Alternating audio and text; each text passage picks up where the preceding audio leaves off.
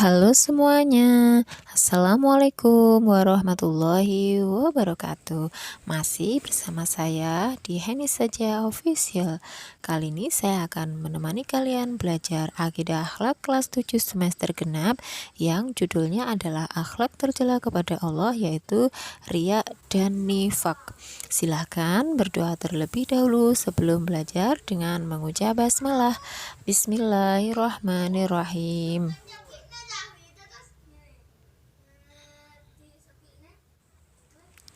Materi yang kita bahas adalah poin-poinnya berikut ini. 1. Menjelaskan pengertian riya dan nifak. 2. Menunjukkan contoh dalil nakli dan akli tentang riya dan nifak. 3. Mengidentifikasi perilaku yang termasuk kategori riya dan nifak. Dan keempat, dampak-dampak negatif akhlak tercela riya dan nifak. Sebagai hamba Allah Subhanahu wa taala, sudah sepatutnya menunjukkan rasa tasyakurnya kepada Allah Subhanahu wa taala dengan memperbanyak amal ibadah yang ikhlas agar diterima Allah Subhanahu wa taala. Akan tetapi jika amal ibadahnya disertai riya, maka sia-sialah belaka karena tidak diterima oleh Allah Subhanahu wa taala. Oleh karena itu, perlu menjaga hati agar terhindar dari penyakit hati, di antaranya yaitu akhlak madmumah, riya dan nifak. Yang pertama ada riya. Kita akan mengulas pengertian dari riya. Riya adalah berasal dari bahasa Arab. Ya, riya dalam bahasa Arab artinya memperlihatkan atau memamerkan. Secara istilah, riya yaitu memperlihatkan sesuatu kepada orang lain, baik barang maupun perbuatan, baik yang dilakukan dengan maksud agar orang lain dapat melihatnya dan akhirnya memujinya. Hal yang sepadan dengan riya adalah sum'ah, yaitu berbuat kebaikan agar kebaikan itu didengar oleh orang lain dan dipujinya.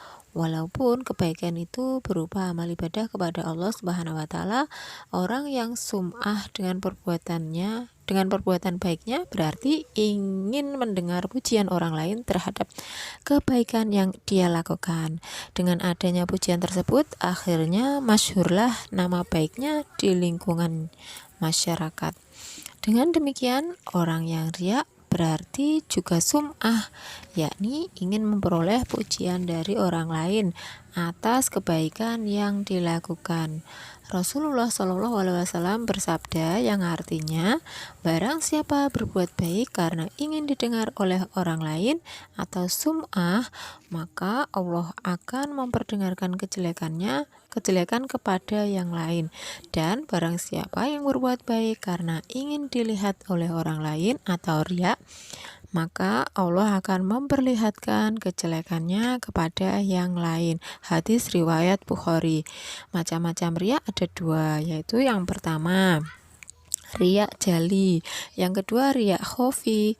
Riya jali yaitu ibadah atau kebaikan yang sengaja dilakukan di depan orang lain dengan tujuan tidak untuk mengagungkan Allah, melainkan demi mencari pujian orang lain untuk kebanggaan atau tujuan selain Allah. Riya khofi yang kedua yaitu melakukan ibadah atau kebaikan secara tidak terang-terangan, tapi dengan maksud agar ia dihormati dan dimuliakan oleh masyarakat. Riya khofi merupakan penyakit hati yang sangat halus dan samar yang ujungnya sama dengan riya jali, yaitu mengharap pujian dan sanjungan dari orang lain. Bentuk-bentuk atau contoh perbuatan dalam sifat riya. Nah, ini ada seseorang yang menyumbang masjid di hadapan banyak orang dengan maksud agar orang banyak menilai dirinya sebagai orang yang ahli jariah. Contoh berikutnya adalah ada seorang siswa senang melakukan sholat duha atau duhur dengan harapan supaya dapat nilai dari gurunya. Dan masih ada beberapa contoh riya yang bisa dibaca di buku siswa kelas 7 halaman 148. Berikut akibat negatif riya diantaranya yaitu 1. menghapus pahala amal baik seperti dijelaskan di dalam Quran Surat Al-Baqarah ayat 264. Kedua, mendapat dosa besar karena riya termasuk perbuatan syirik kecil. Dan ketiga, tidak selamat dari bahaya kekafiran karena riya sangat dekat hubungannya dengan sikap kafir. Ada dalam Quran Surat Al-Baqarah ayat 264. Perilaku menghindari riya, yaitu diantaranya yang pertama, memandang semua makhluk itu tunduk di bawah kekuasaan Allah, sehingga itu dapat mendatangkan kesenangan dan dapat pula menimbulkan bencana karena kita tidak membutuhkan pujian dan sanjungan mereka. Yang kedua, melatih diri untuk beramal secara ikhlas, walaupun sebesar apapun yang dilakukan. Yang ketiga, berusaha menyembunyikan dan merahasiakan ibadah dari orang lain dan ridho terhadap semua amal untuk Allah Subhanahu wa Ta'ala semata. Cukup Allah sajalah yang mengetahui dan memuji amal ibadahnya. Yang keempat, mengendalikan diri agar tidak merasa bangga apabila ada orang lain memuji amal baik yang dilakukan. Dan yang kelima, mengendalikan diri agar tidak emosi apabila ada orang lain yang meremehkan kebaikan yang dilakukan. Dan berikutnya, tidak senang memuji kebaikan orang lain secara berlebih-lebihan karena hal itu dapat mendorong pelakunya menjadi riya atas kebaikannya. Berikutnya ada nifak ya, yang kedua. Nifak itu kita harus tahu pengertiannya dulu. Nifak berasal dari bahasa Arab. Secara bahasa, nifak berasal dari kata nafiko yang artinya salah satu lubang tempat keluarnya yarbu atau hewan sejenis tikus dari sarangnya. Nifak juga berasal dari kata nafak, yaitu lubang tempat bersembunyi. Nifak juga berarti bermuka dua, pura-pura pada agamanya.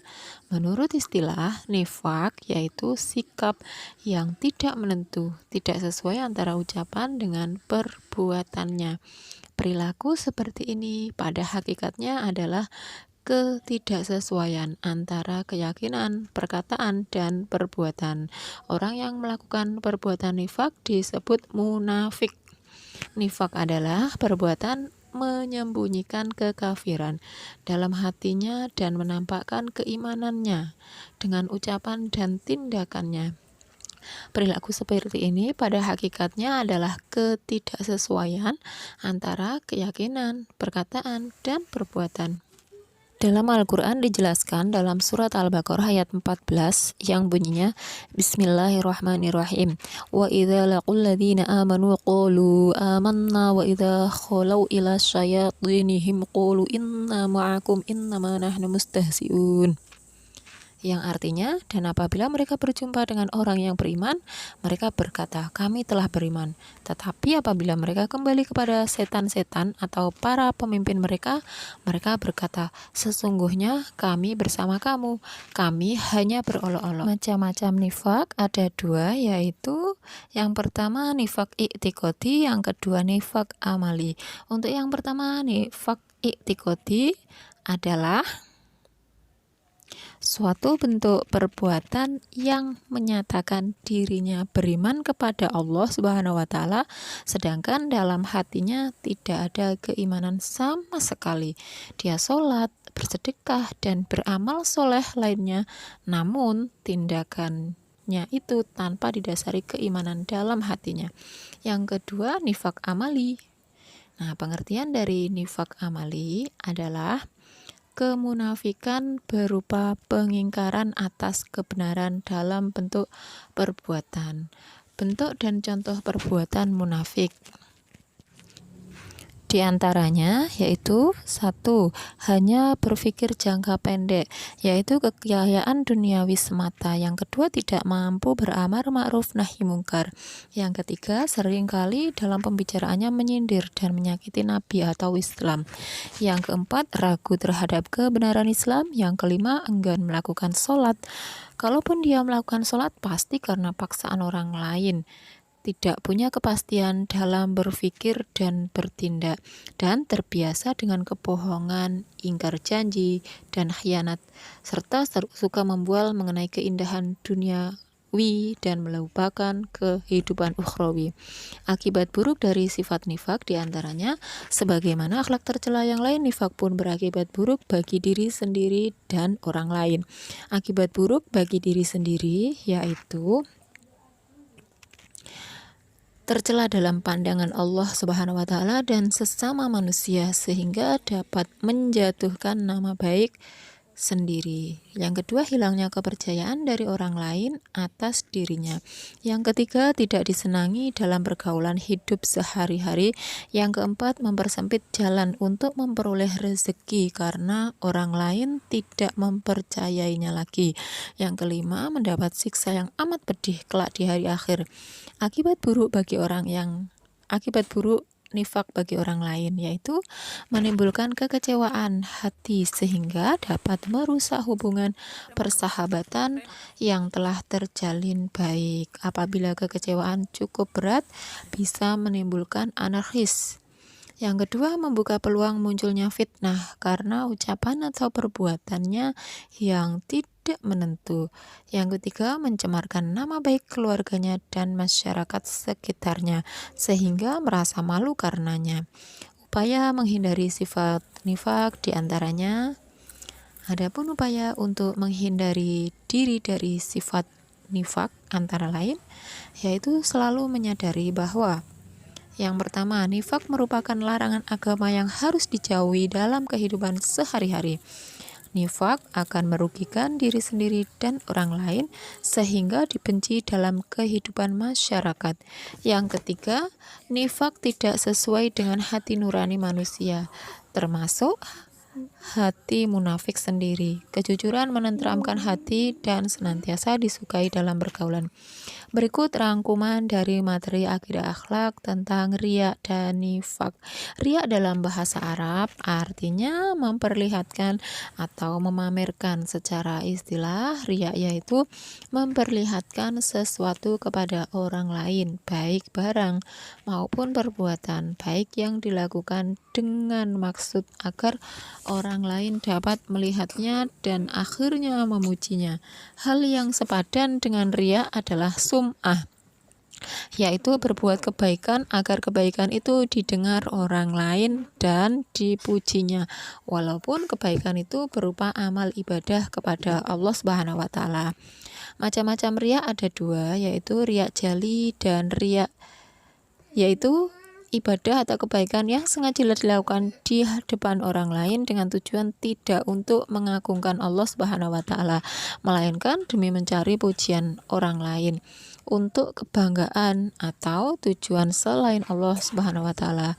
Kemudian ada riya khofi, yaitu melakukan ibadah atau kebaikan secara tidak terang-terangan tetapi dengan maksud agar ia dihormati dan dimuliakan oleh masyarakat.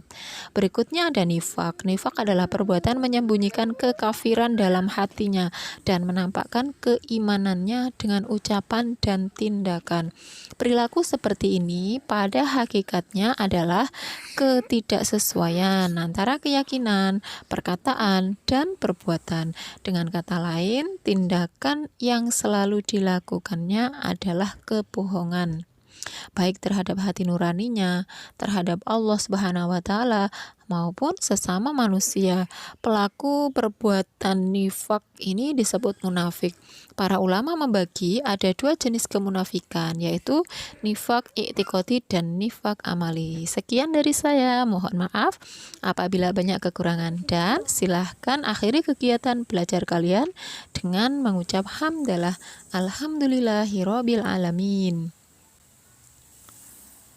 Segala puji bagi Allah, Tuhan seluruh alam. Sampai jumpa pada pembelajaran berikutnya. Wassalamualaikum warahmatullahi wabarakatuh.